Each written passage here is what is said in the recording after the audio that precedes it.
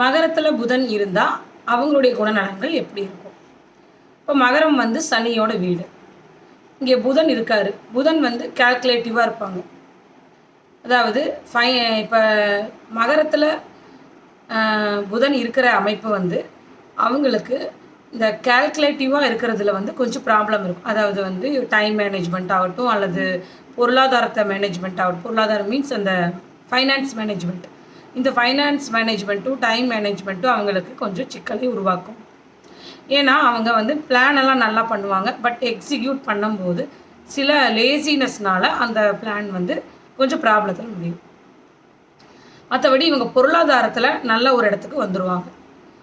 இவங்கள வந்து கொஞ்சம் தனிமையை விரும்பக்கூடியவங்களாக இருப்பாங்க. ஏன்னா இவங்க வந்து கொஞ்சம் புத்திசாலித்தனமாக இருப்பாங்க.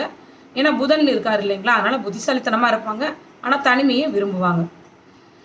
இன்னொன்று, இவங்க வந்துட்டு இசை, பாட்டு, நடனம் இந்த மாதிரி அமைப்புகளில் ஒரு நல்ல மிகச்சிறந்த டேலண்டட் பர்சனாக வருவாங்க.